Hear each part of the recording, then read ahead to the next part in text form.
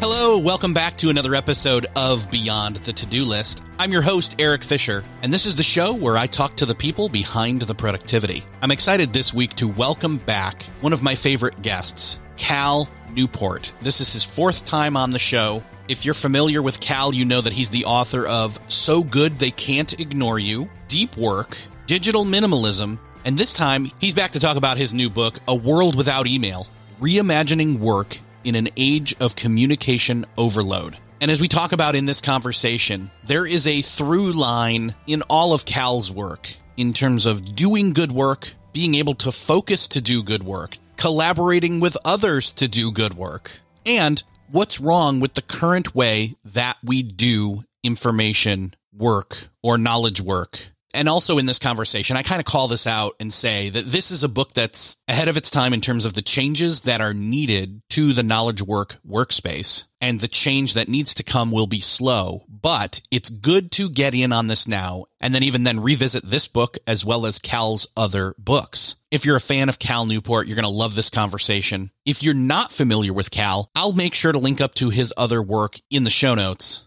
But I do want to preemptively say that Cal has offered to come back on the show soon and to do a Q&A style conversation with listener questions. The quickest and easiest way to do that is to ping me on Twitter. I am at Eric with a K, the letter J, Fisher. Ping me there. Let me know that you have a question. My DMs are open. That way I can keep all your questions as you think of them while reading Cal's book or listening to this conversation funneled into that future episode. I'll give you credit and all that good stuff. So again, tweet me and or DM me on Twitter at Eric with a K, the letter J, Fisher.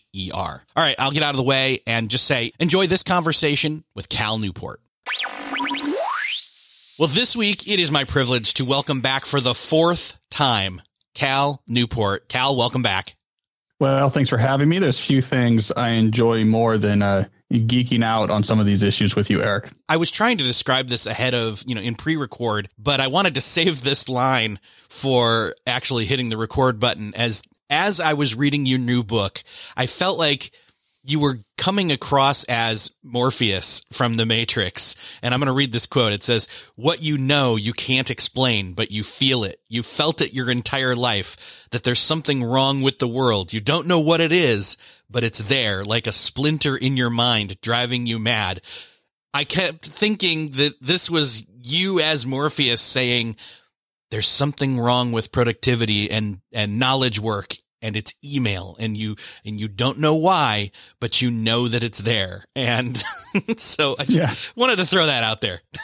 Well, if not for this pandemic, I would have been book touring with a leather trench coat and sunglasses. That would have been awesome. That's a great mental picture. Oh my gosh. Anybody out there want to create that? Go ahead and then send that my way. But anyways, I was really fascinated by this book. And of course, I knew this was coming for a while because you'd mentioned it when we recorded last time. Again, I said this is the fourth time you've been on the show. The first two times we were talking deep work, the book Deep Work. And then last time it was digital minimalism. But what's interesting to me, and of course kind of didn't surprise me, was that you started this book, which I guess I should name check here first, A World Without Email, Reimagining Work in an Age of Communication Overload, that you had started this book back as you were finishing up Deep Work, but kind of put it off. I suspect the reason why is kind of has to do with that quote that I was giving you from Morpheus and The Matrix, is that it's hard to pin this problem down. This is a very amorphous kind of a problem. It's ubiquitous. It's everywhere. But at the same time, it's like, I can't figure out how to pin it down. So how did you come to the conclusion that you had to tackle this problem? I mean, you're right that I started this right away after Deep Work. I was trying to pin it down. It might even been before the book came out, right? So I had submitted Deep Work and I started working on this before it had even been published. I was trying to pin that down in my notes, but certainly many of the early interviews in that book were done in 2016. Because I was going back and fact checking those notes recently. It became the obvious thing to write almost immediately after I finished Deep Work. In that book, Deep Work, I was talking about focus and undistracted concentration produces more than distracted concentration. I didn't really get into why this was an issue, though. I was like, yeah, we're probably checking email too much and using Slack, but let's just talk about focus and how to train it and how to prioritize it. And maybe we'll all get better. And it was quickly, made apparent, wait a second, this problem is much deeper. The degree to which our need to constantly communicate permeates our work is overwhelming. That the depth of the source of this issue, the issue that made deep work rare, was way more fundamental than I had realized. And so I started pulling the thread there, like, okay, so why is this? Like, why do we spend so much time on email? Is this easily fixable? And it was this epic tale that unfolded. And I ended up having to draw from, the history of email, from psychology, from neuroscience, from anthropology, from sociology, from the philosophy of technology, and a lot of original thinking as well. I mean, it was this huge, epic story of an entire sector of our economy essentially accidentally falling into the wrong way of working and getting stuck. And because of that, it was making tens of millions of people miserable and keeping our economy-wide productivity metrics stagnating year after year. It was like this epic failure. Why did that happen? Why are we stuck? And how do we get out of it? It seemed like a Magnus Opus style book. So it took me a while to write it. I paused to write Digital Minimalism because digital minimalism was touching on something that seemed very, very timely. I mean, it was right at this transition point where people were switching from, I love my phone to, my God, my phone. And that happened so quickly. I wanted to be there at the beginning because I knew a lot of people would be writing about it. And I had no fear that someone was going to scoop me on a world without email, because again, it was this epic story that was taking me years to report. And when I was out there talking about these ideas, no one was there. It really was this Morpheus type situation. No one had taken that red pill. And they were just, they were doing their Neo equivalent, I guess, of, better inbox hacks and, like better email clients and batching their email. I had no realization that there was actually this whole other matrix you could see and would completely blow your mind. And so it was so epic.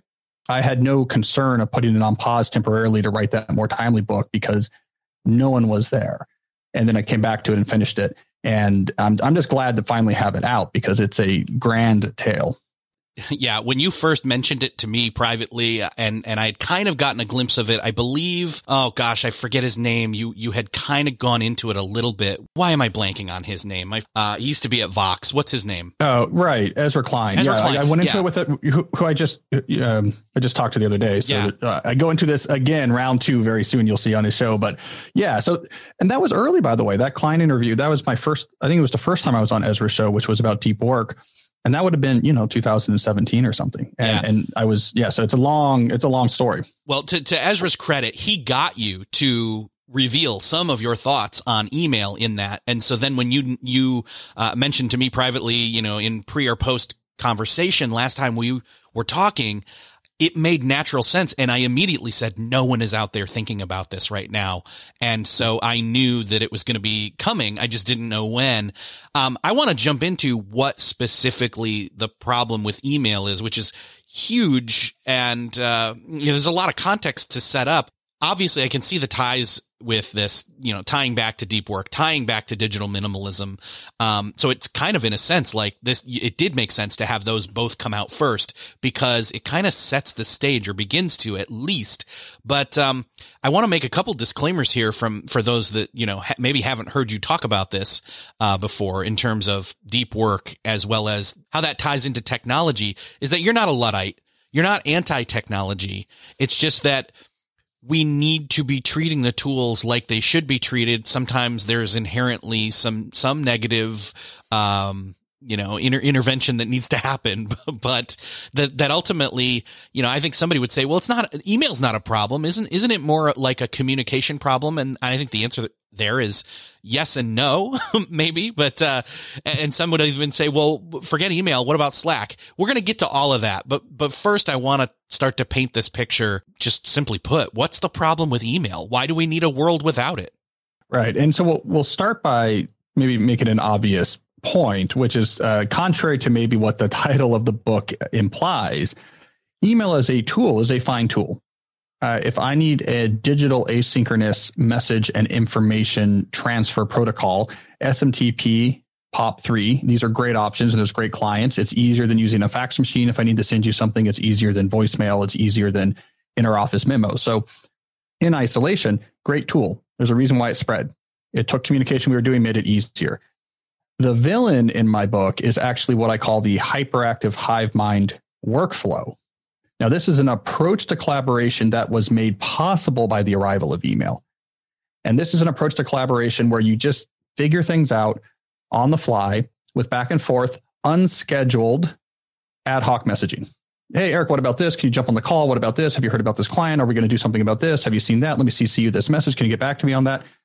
Just like you would have a natural back and forth conversation if you're in the same room with someone, the hyperactive hive mind workflow said, hey, you can do this with everyone now because we have low friction digital communication tools like email. So email made that possible. It wasn't possible before. As I document in the book, email spread initially because it was improving existing tools like fax machines, voicemails, and memos. But once it arrived in offices, it brought with it as a sort of side effect, the arrival of this hyperactive hive mind workflow. Then we later got tools like Slack, but I don't really care about the tool. I mean, Slack was just a more efficient tool for implementing the hyperactive hive mind. The issue here is the hyperactive hive mind. And we'll get into it in more detail, but the reason why this is the villain in the book is that when all of your collaborations happening with this ad hoc back and forth messaging, it necessitates from you constant tending to the channels on which that communication is happening, because this is how work is being coordinated. You have to hit that message ping pong ball back across the net every time it gets to you, except for you're playing on 25 different ping pong tables at the same time. So you have to run around frantically hitting balls back on all these tables. So you have to constantly be tending these channels. And as I document, this is a cognitive catastrophe from your ability to think clearly. It makes us anxious. It reduces our ability to think clearly, and then it just exhausts our mind. We can't even get through a full workday with anything near our normal cognitive capacities. If we're doing this, it also makes us miserable. It really conflicts with the way our brain is wired in a way that is sort of uniquely is miserating. And as an added sort of punch in the gut, the fact that you've taken all friction out of communication increases the amount of work on everyone's plate and tends to push it to a place that's unsustainable. So now we have more work on our plate, and we're trying to work on it in a cognitive state that makes it almost impossible and has a side effect of making us unhappy. So, when I say a world without email, what I mean is a world without the hyperactive hive mind workflow, and it is a world that would be much, much better than where we are now. As I was reading this, it pushed all the buttons for me, because I was a communications major in college, and one of the most fulfilling moments for me was taking comm theory.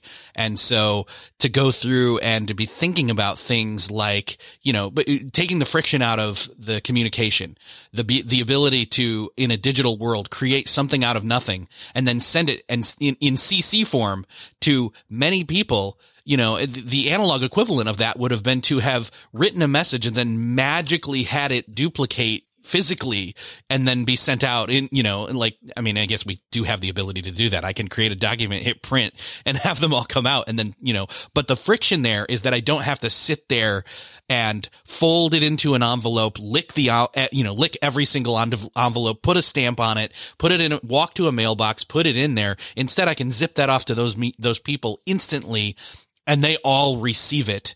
And so it just kind of blew my mind. But again, it kind of hit in the right spot as well. Well, and just as a quick aside, we actually, uncovered a case study that emphasized the impact of removing that friction. And that's the IBM story, where I talked to one of the engineers, Adrian Stone, who was involved with the initial deployment of internal email at the IBM's headquarters in Armonk in the late 1980s. And they had done this very careful study of exactly how much communication happens in our office, right? Like how many voicemails, how many memos, because computers were expensive.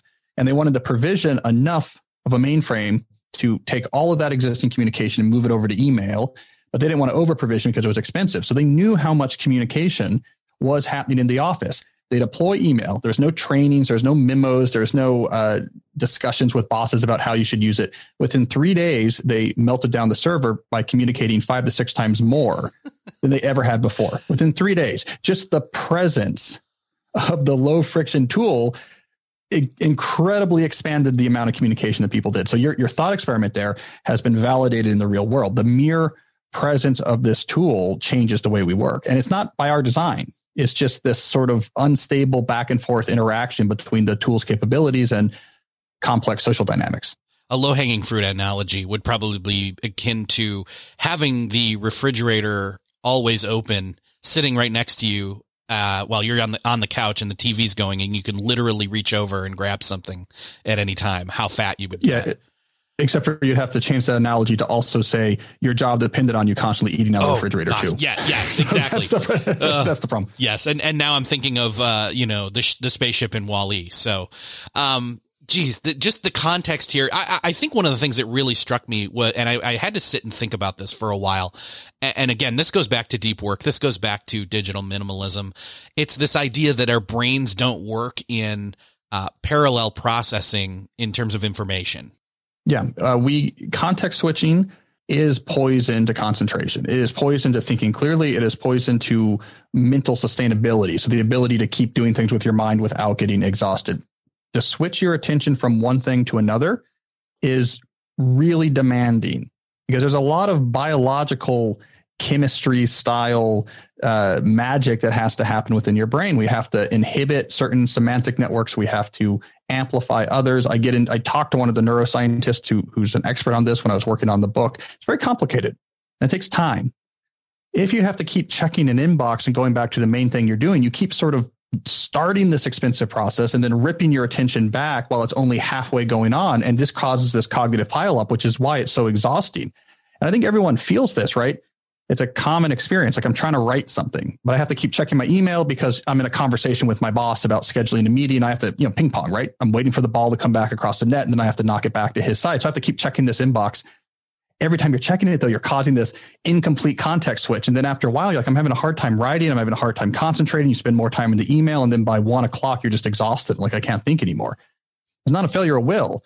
You just tired out your brain by doing all that context switching. I mean, it would be the equivalent as if you had a physical job, right? Like you were wheeling the iron slag at a factory. And your boss kept calling you up and you had to run up 10 flights of stairs to go talk to him and then run down 10 flights of stairs. And by 1, you're like, oh, my legs are exhausted. I can't push the iron slag anymore. It's because you were doing this physically exhausting thing all day long.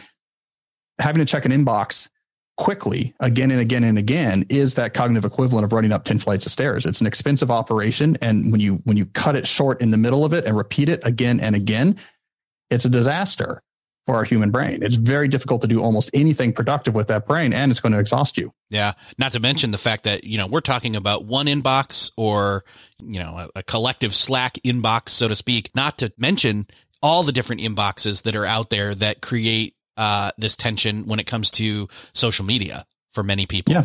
So social media that's unrelated to your work, it's still the same hit, right? So if you're doom scrolling like pandemic news while also working, you're just amplifying those hits even more. It's a completely different context. You're trying to, unless you're Dr. Fauci, it's probably a context unrelated to the main work you're doing. And every time you switch over there and look at a Twitter thing, especially if it's something that makes you angry or something like this, so now you're getting the emotional systems aroused, and then you try to wrench your attention back to writing computer code or a memo or having a conversation with someone you're managing, good luck, right? I mean, now you're running up 20 flights of stairs, between every delivery of the iron slag. You're not going to last long.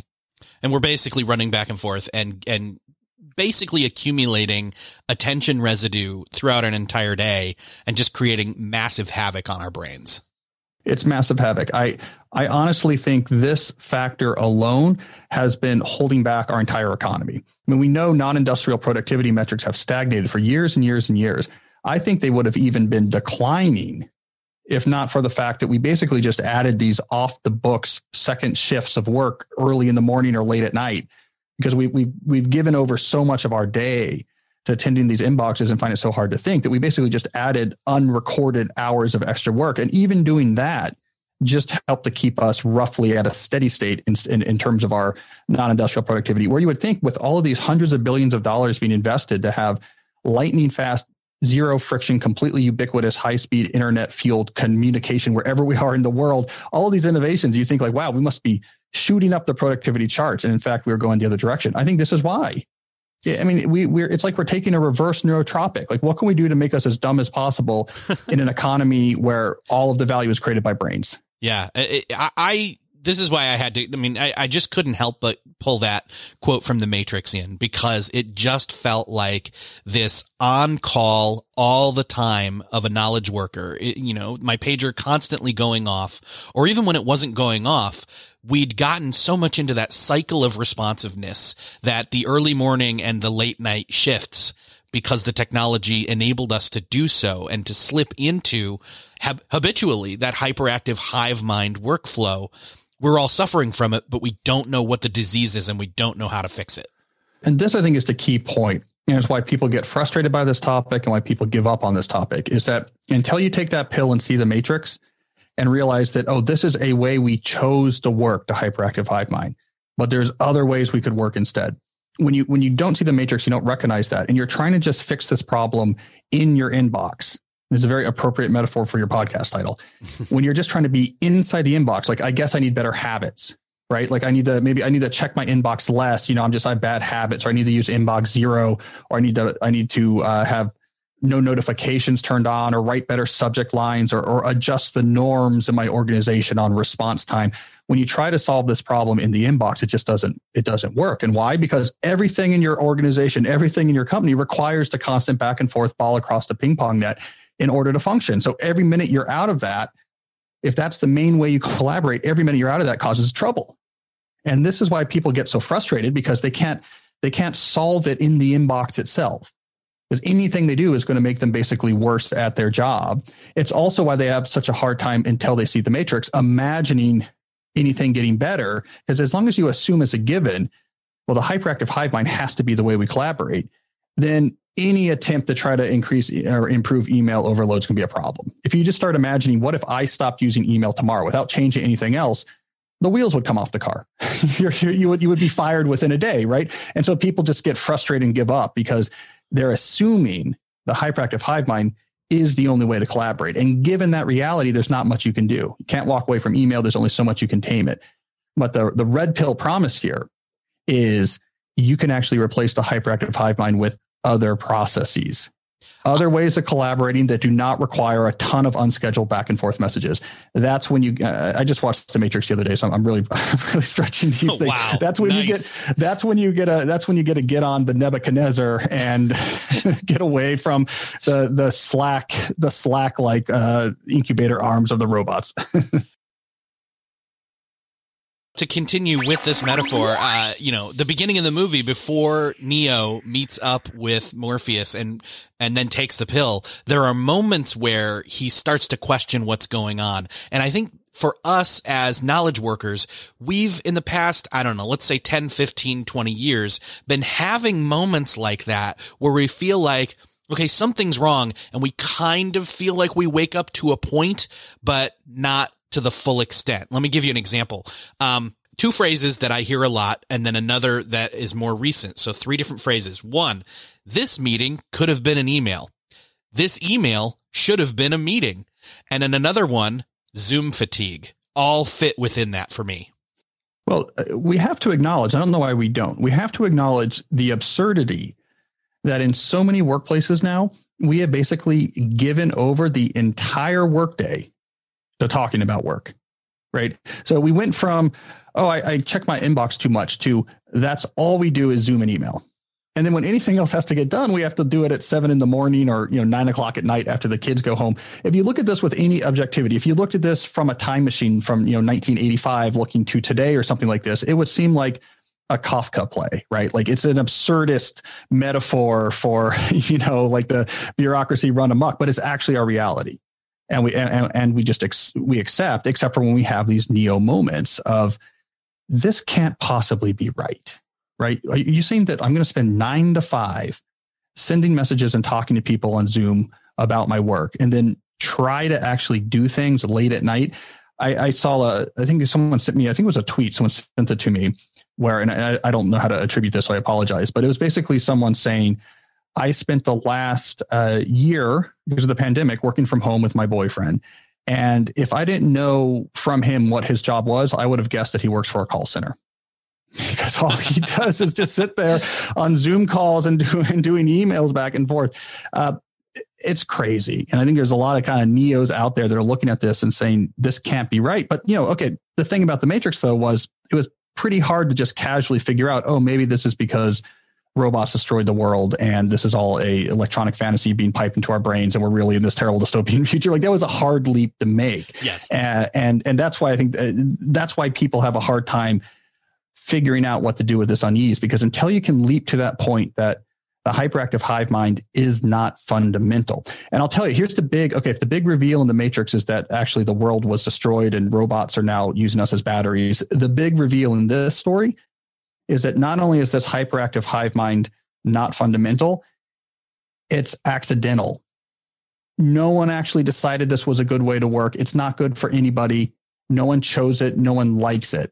In some sense, and this is very Matrixy, I guess, the technology chose on its own, this is the way we're going to work. And so we do need to fight back.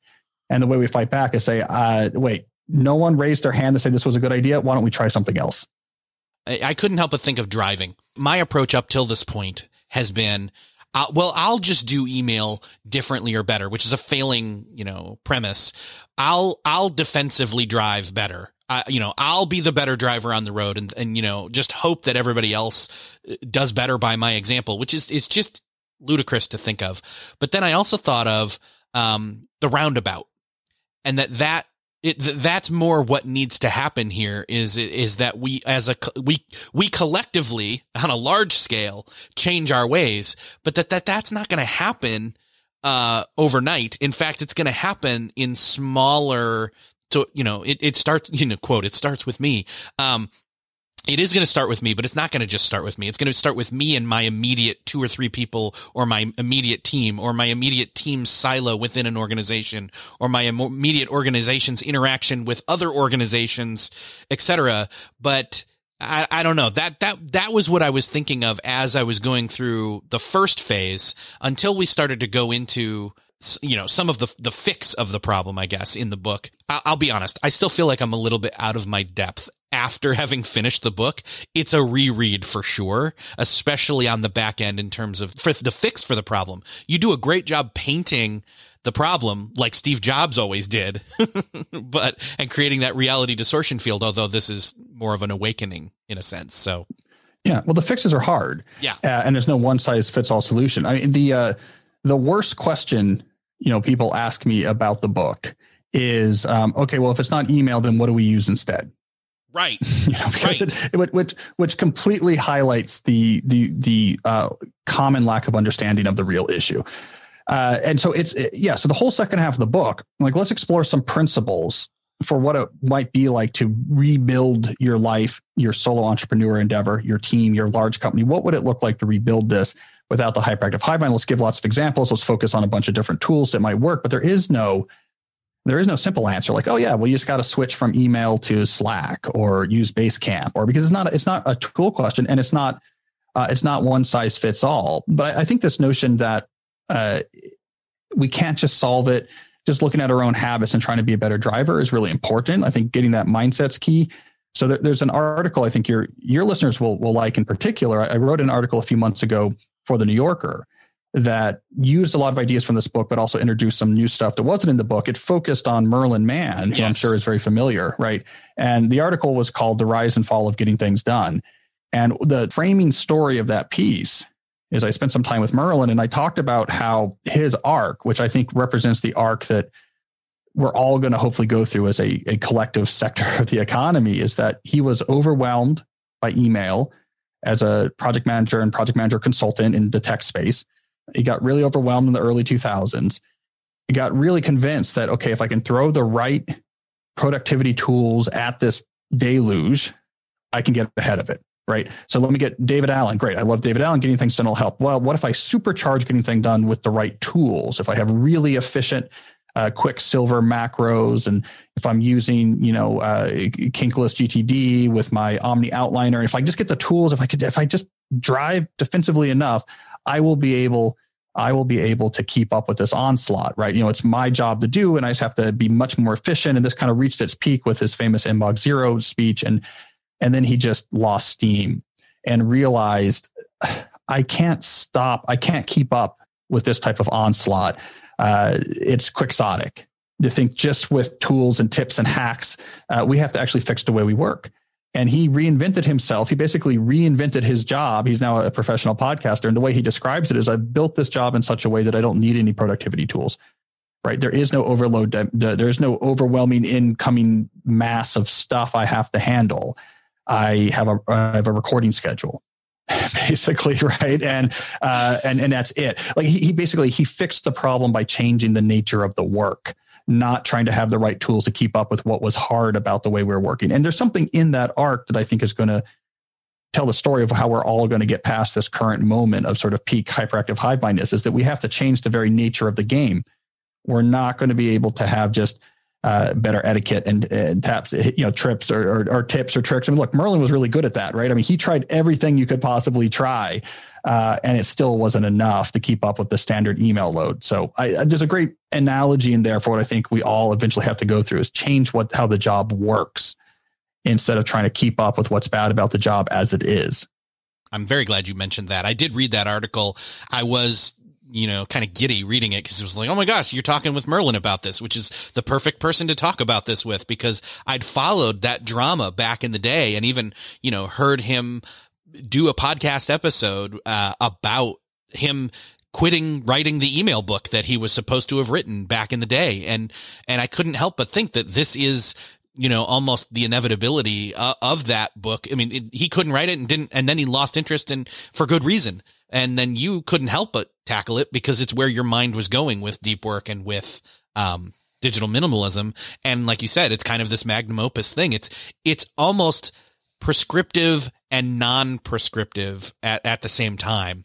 The keys are here, but it's not going to be an overnight change. And I think, unfortunately, I think this is the case, is that this book is going to have to be around for a while in we discovered it kind of like, oh my gosh, we're rereading Peter Drucker, like you quote a lot in this book, which I love also, by the way, that it's going to be one of those Peter Drucker type of works that's around for a while and then permeates the culture of knowledge work enough that the change starts to happen, unfortunately. At least that's my gut right now. Yeah, no, I think you're right about that. I think it makes my publisher nervous, but that's my plan. Yeah. I don't think this is going to, it's not going to leap out of the gate as like a major bestseller. Right. I think it is going to be, I want to convert minds. It's like a mind virus, one reader at a time, which, by the way, I'm used to because it's what Deep Work did. Right. Deep Work was a quiet launch. Did a minimum of publicity around it, kind of came and went, not just kind of out there, not considered a very successful launch. I was sort of upset that even in some Barnes and Nobles, they weren't even bothering to stock it. Right. And then it just kind of started spreading. And there was never a week with Deep Work where it's like, look, we're number one on the New York Times bestseller list. There was never a blockbuster week, but that thing has sold many, many hundreds of thousands. I think it's coming up to 1 million copies worldwide without ever having a big week. Right. Or a giant publicity thing of, okay, now it's being featured on, the Tim Ferriss show or something like that. It just was mind virus. It's just sort of people read it and gave it to someone else and they gave it to someone else. I think you're right. This book is going to be like that. I think people are having a hard time when we're kind of putting it out there, even like, what is this? Right. Which I think is cool. I mean, maybe it hurts the initial sales, but I think it's kind of cool. Like a world without email, like how is that even possible? Like, what is this thing? This is crazy, which I think is what makes it so cool when someone finally picks it up and is like, okay, let me look at this thing. And then that's when I hope to, infect and get it to spread. So I think your unfortunate truth is probably right. There's a 10-year plan here is my hope, which is why, by the way, you'll notice it's not, I'm not hyper. I mean, I'm specific. I give specific examples, but I'm trying not to be too hyper prescriptive. I did not go in and add pandemic specific content because I'm seeing a very long game for the book. Yeah. I feel like this is, like Ryan Holiday, I should say, talks about, it's a perennial seller. This is going to be a long arc forward with this book and the impact of it in the same sense that like Digital Minimalism, your previous book, was kind of a precursor to The Social Dilemma that came out. And then The Social Dilemma comes out like a year and a half or more later on Netflix and is much more palatable. So, I think that this is going to be, I just said that a Netflix show is more palatable than your book. And that is definitely not what I meant, but no, but it's true. But it's mass, by the way, it's mass consumable is what I'm saying in terms of the everyday person. Yes. And so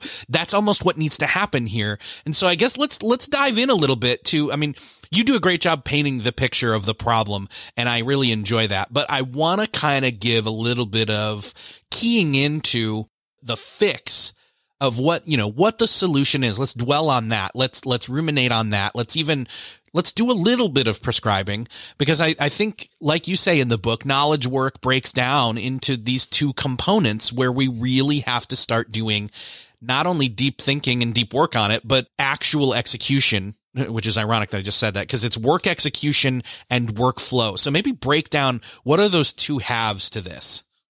Yeah. And this is a crucial distinction, because one of the main reasons why the hive mind has stayed in place, even though it's not good for anyone, managers hate it because it makes them less profitable. Employees hate it because it's terrible. Like, no one likes it. Why is it sticking around? Well, we have this insistence on autonomy in knowledge work. Productivity is personal. That's up to the individual. I don't care how you organize your work, how you get your work done. If you want to be more productive, listen to Eric's podcast. As a company, we're just going to provide you with objectives, crystal clear objectives, and you figure out how you want to execute. This is a sacrosanct idea in knowledge work. It came from Peter Drucker. Peter Drucker, who coined the term knowledge work in the mid-1950s, pushed this from the very beginning and throughout his 50-year career talking about this. Autonomy is crucial for knowledge workers, right? That's the backdrop against which we don't go in and try to tame the excesses of the hive mind, because we're used to this notion of like, it's not up to me to figure out how people work. Individuals should figure out on their own, which is how you fall into this lowest common denominator method of collaboration in the end, which is the hyperactive hive mind. My big distinction is we can get out of this autonomy trap if we recognize that Drucker is right, but was being applied to generally. So he was right that the actual execution of work in most knowledge work positions is creative. It is skilled. It can't be reduced down to a sequence of steps that you blindly execute. We have to give people autonomy to do it. I cannot tell you how to write ad copy in a 6-step process. I can't tell you how to write a computer algorithm with 9 steps you follow sequentially. That's up to you. You do it. You're creative. You're skilled. That's what makes knowledge work much more satisfying.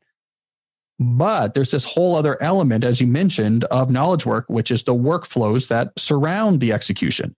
How we identify tasks, how we assign tasks, how we collaborate or coordinate to get the necessary information from people to execute the task, how we check in on how tasks are going. That workflow that surrounds the execution, I argue, that should not be left up to the individual. Like, we need to be thinking collectively about how do we actually want these workflows that surround the execution to actually function. And that's where you get at the hive mind. And so you can still maintain autonomy and execution, which is at the core of what makes knowledge work so much more satisfying than manual work for most people. But you can actually make that even more satisfying if we do not leave the workflows up to the individuals, and we start to think real critically about, okay, it's not just every man for himself here. What's the best way to actually figure out what stuff needs to be done and who's doing it and how we get them the information? And this is the thing that I think most organizations are not prepared to. It almost requires a retreat. Literally, like, all right, push pause on all that we're doing, which is kind of hard to do. And let's reassess and reevaluate what we're doing, not just what we're doing, but how we're doing it. It's why it's not a simple fix of, like some people are saying, well, okay, if not email, what's the tool that I use? That's not, you're trying to come up with the solution to the wrong question, let alone ask the right question. And yeah. So it's frustrating sometimes to even start talking about this, because I just know so many, I'll say managers of knowledge workers even don't have the head for this and aren't ready to tackle this, unfortunately. Yes, it's hard. And it's inconvenient, right? The processes, I use the terminology process essentially. Like, what I say is, okay, you can break down any knowledge work job or any team, and really there's a collection of processes, like things that they repeatedly do in which the members of that team come together and collaborate to produce some sort of valuable output at the end. And this process happens again and again and again, right? So we don't always name them. We don't think about it this way in knowledge work, but really each of our jobs, each of our teams, each of our companies, it's made up of these different processes. How do we implement these processes? For most processes in most places, we just use the hive mind because it's flexible and it's convenient and it's easy. So yeah, the big picture solution is to name these things, triage them. Which of these should we really be doing? And then for each, say, how do we want to implement this, if not the hive mind, where the goal is not to have the easiest solution. The goal is not to reduce friction as much as possible. The goal is not to minimize bad things happening as much as possible. It's not even to reduce the time required. The thing that you want to focus on, based on all the research on context switching, is reducing the numbers of unscheduled messaging required to execute the process. how can we implement this thing in such a way that minimizes how many times I'm going to have to wait for and see a message and send you one back? And you have to do this process by process. And it's a pain. It is absolutely a pain. And what makes this harder, and this is what's been, I would say, paradoxical about the pandemic, is the pandemic was beneficial for this mindset in the sense that the shift to unexpected remote work made the hyperactive hive mind more hyperactive, which means the pain point was even more acute. So it made the problem even more visible about how bad the hive mind is. The problem is, and that's why it's paradoxical, as I talked about in the book, when you're in a period of having way too much stuff to do, you're in a terrible self-reinforcing negative cycle where you don't have enough time to actually fix the processes. So you can only throw the hive mind at it, but the hive mind makes you worse at doing your work. And so you have even less time. And that's when things really spiral out of control. So that's where we are now. You're absolutely right. We're overloaded.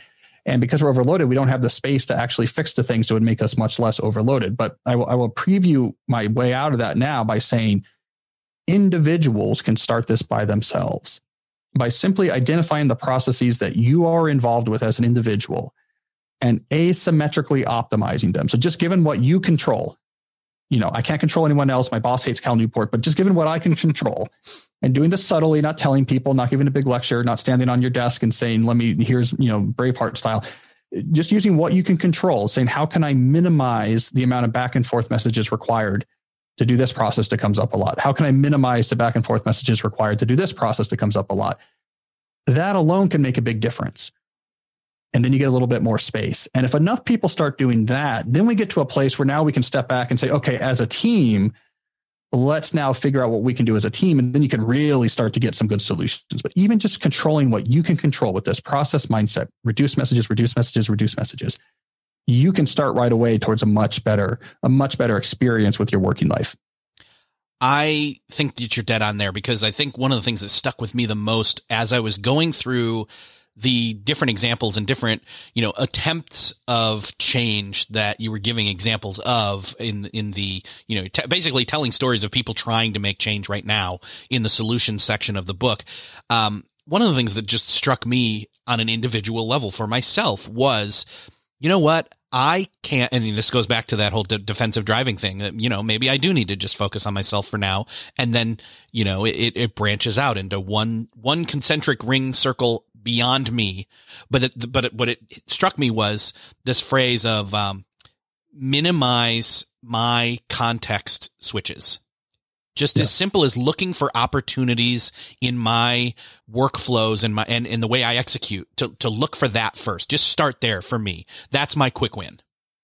Yeah. And the problem a lot of people had is they were instead saying, how do I minimize the time I check my inbox, right? Without actually correcting the things that are generating the messages, drawing them to the inbox in the first place. And that's where they fail. When they treat the inbox as a given and the messages in there as a given and none of that can change. And then like, okay, given that, how do I deal with communication overload? And they say, well, I'll check this less and I'll use inbox 0 and try to be faster when I check it. And I'll use autofill text expander so I can respond faster. Yes.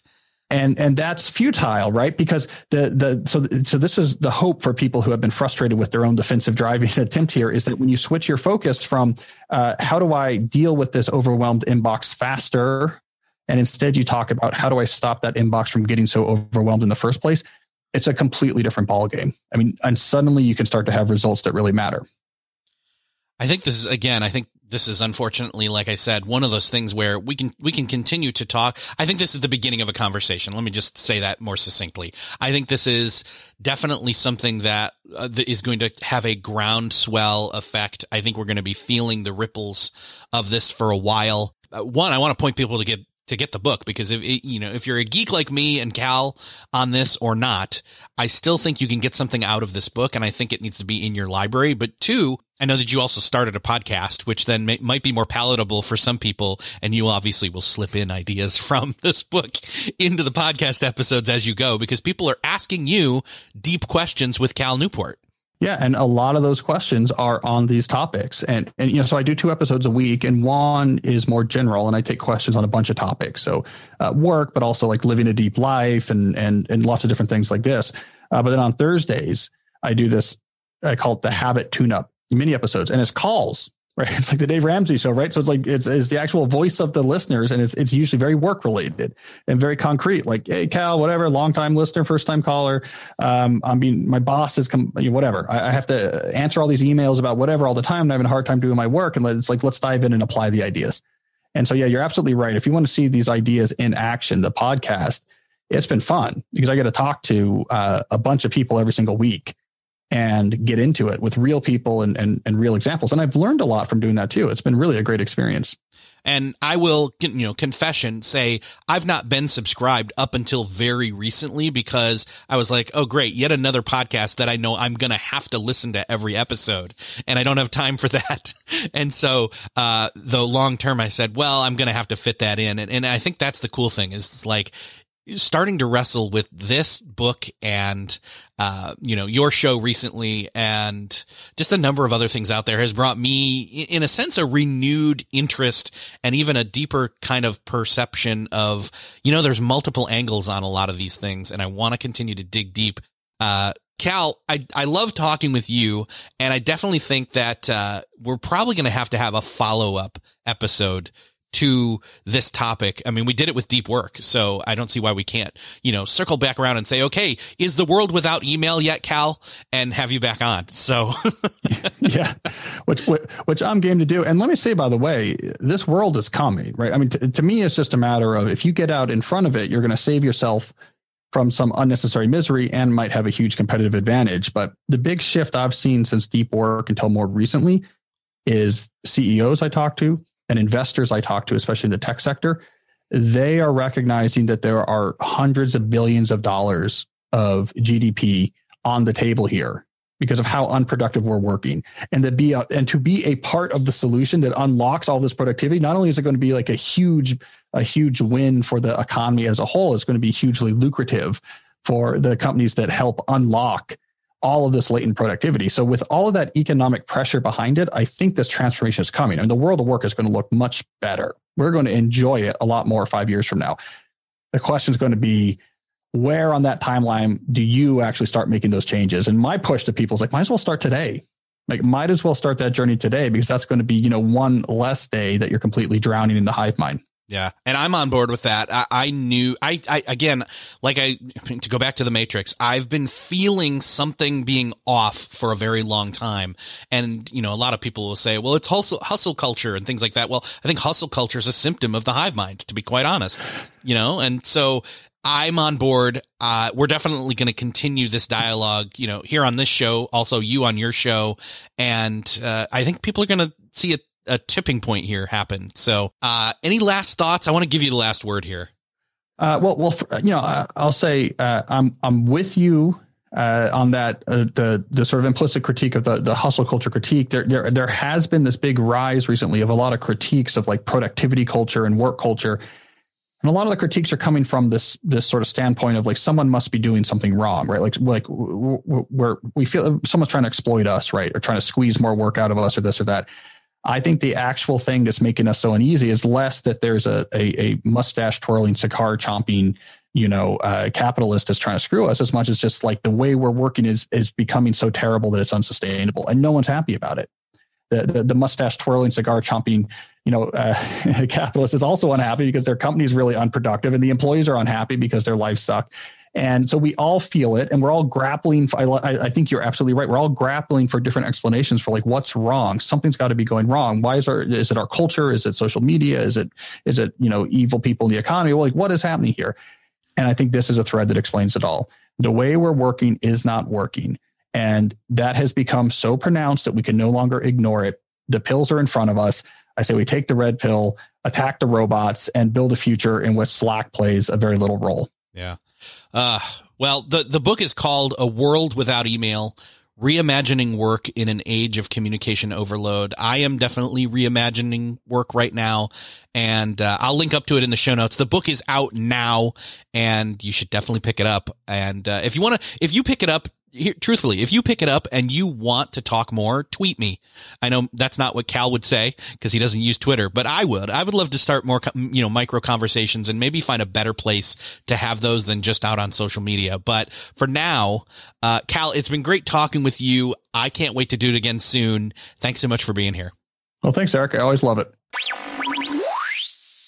Well, that's another podcast crossed off your podcast listening to-do list. I hope that you enjoyed this conversation with Cal. I love talking with him. Make sure to check out not only the book, but his previous books and his podcast, Deep Questions with Cal Newport. But especially don't miss the opportunity to join me and Cal on a soon-to-be-produced future episode of this very podcast. Head over to Twitter. I'll link up to my account in the show notes, which you can find at beyondthetodolist.com, or in the show notes for this episode in your podcast player app of choice. Just click that button. Tweet me and or DM me your question so that I have those to go over them with Cal on this subject of the hyperactive hive mind workflow and the World Without Email book.